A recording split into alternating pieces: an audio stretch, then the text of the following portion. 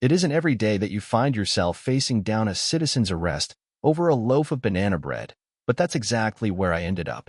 There I was, standing square in the middle of Willowbrook Circle, badge clipped to my belt, the morning sun bouncing off my sheriff's star like a signal flare, and a woman named Deborah Whitmore screaming into a cheap megaphone from the top of her golf cart. "Hands in the air right now," she shrieked, her voice crackling through the static, drawing a crowd of groggy neighbors in bathrobes clutching coffee mugs and HOA pamphlets like shields. The most amusing part, even now, is that she genuinely thought she could arrest me. Me, the sheriff of the entire county. And she hadn't come alone. Deborah had rallied an entire suburban militia, a handful of retirees with homemade armbands, one woman's poodle crammed into a baby stroller serving as their mascot. It was the most aggressively suburban uprising anyone had ever seen. Only 2 hours earlier, everything had been perfectly ordinary. The sky was clear, lawns freshly manicured, and I had a single mission for my Sunday morning: deliver a batch of my mom's banana bread to Deputy Carlos Reyes before it cooled. I was halfway across Willowbrook Park when I spotted her, Deborah, clipboard in one hand, walkie-talkie in the other, striding toward me with the menace of an approaching storm. I should have cut through the alley behind the pool. I should have known better. But no, feeling cocky, I figured I'd exchange a few neighborly nods, maybe a wave or two. Instead, Deborah honed in on me like a hawk on a field mouse, squinting suspiciously at my sidearm. "Excuse me, sir," she barked, stepping directly into my path. "You're violating Willowbrook HOA regulations concerning open carry on private property." I gave her a polite smile. "Morning, Deborah. Sheriff Lucas Callahan, County Sheriff's Office. Just passing through." I tapped the badge for good measure. It flashed brilliantly in the sun, making her blink and falter for a brief, beautiful moment. But Deborah, God help me, doubled down. "Badge or no badge, you're still subject to Willowbrook HOA Bylaw 15b-6, subsection G. No open carrying of firearms within communal spaces unless expressly permitted by the HOA security team."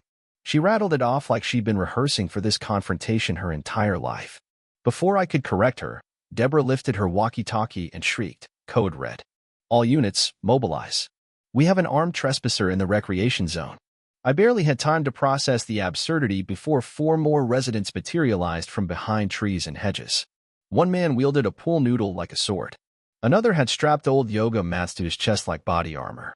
Mrs. Larrabee, age 81, barreled toward me on a golf cart like a general on a warhorse. Carlos texted me at that exact moment. "Bro, Deborah's on the warpath. Hide your badge. Hide your wife." "Too late," I typed back. "Send backup. Maybe tanks." Mrs. Larrabee screeched to a halt inches from my shins. Deborah climbed atop the golf cart, megaphone in hand. "Place your weapon on the ground and surrender peacefully," she commanded. I tried to hold back a laugh but ended up coughing into my sleeve. Deborah's eyes narrowed to furious slits. "Noncompliance will be noted in the incident report," she barked, flipping a clipboard with the theatricality of a courtroom drama. The pensioner battalion formed a semicircle around me. For one ludicrous moment, I actually considered explaining jurisdiction, how state law trumped HOA regulations, how I had the legal authority to arrest them for obstruction. But looking at Deborah, flushed with self-righteousness, it was obvious. Logic had no place here. Deborah didn't want explanation. She wanted a fight.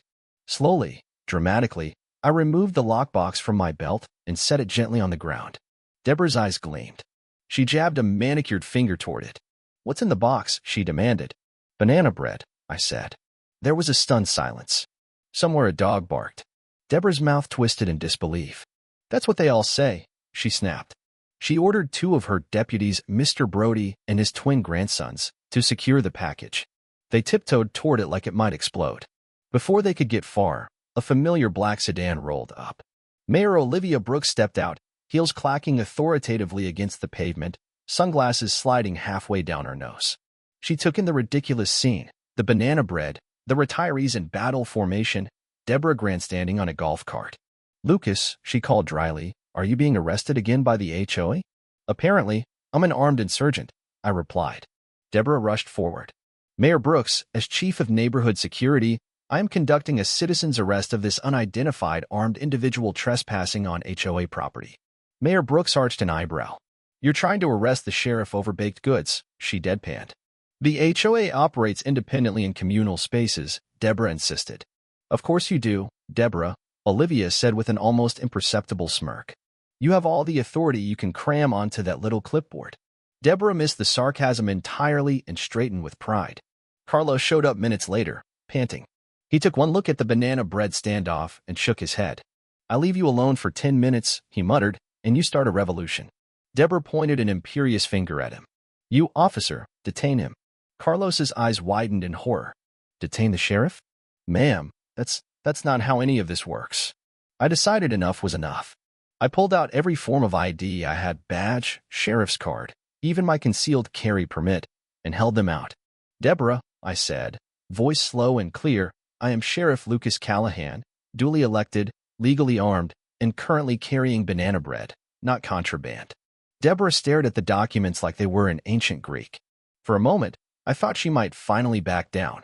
Then she sniffed, scribbled furiously on her clipboard, and announced, Fine, but you're still being cited for failure to display an HOA visitor credential. Expect a fine within 10 business days.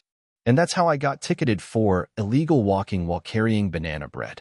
By Monday, Deborah had transformed what should have been her personal humiliation into a full-blown conspiracy theory. According to her posts on the Willowbrook Facebook group, I wasn't just an armed trespasser. I was an imposter, a deep state plant sent to sabotage the HOA from within. It escalated quickly. Emergency HOA meetings were called. Flyers were plastered on every mailbox. Attendance was mandatory. An investigation was launched, Operation Verify and Nullify, led by Deborah herself, who now wore a homemade badge reading Chief of Security Operations. Out of morbid curiosity, I attended the tribunal. The clubhouse had been turned into a mock courtroom. Deborah stood at a makeshift podium constructed from card tables, presiding like a judge from a TV drama. She gave a long, winding opening statement peppered with buzzwords like community integrity and sacred trust of property values. Finally, she pointed at me and declared, Sheriff Lucas Callahan, you stand accused of open carry violations, suspicious package transport, and disrespecting HOA sovereignty. How do you plead? Not guilty. Very, very not guilty, I answered. Gasps rippled through the room. Deborah invited me to place the suspicious package on display. I plunked down the lockbox. Slowly, dramatically, I opened it. Inside, a slightly squished loaf of banana bread wrapped in foil, a thermos of coffee, and a manila folder containing the day's paperwork. Silence. Mrs. Larrabee wiped tears of laughter from her eyes. Mayor Brooks stepped forward, tore off a piece of banana bread, popped it into her mouth, and said, Tastes like justice. The room exploded into laughter. Not to be outdone, Deborah demanded charges still be filed for failure to display credentials. Mayor Brooks solemnly awarded me an honorary lifetime Willowbrook resident badge, no inspections required. Deborah, red-faced but undeterred, clutched her clipboard tighter than ever. Later, during the impromptu neighborhood barbecue celebrating my exoneration, I presented Deborah with a shiny new honorary deputy of overreaction badge. To her credit, she pinned it to her jacket by the end of the night. For now, peace had returned to Willowbrook. Kids ran wild through the park, neighbors grilled burgers, and banana bread became a local legend. Deborah was already plotting new bylaws about acceptable sidewalk chalk colors. But whatever came next, I was ready. After all, this was my neighborhood, my home. And sometimes, peacekeeping just meant baking another loaf of banana bread.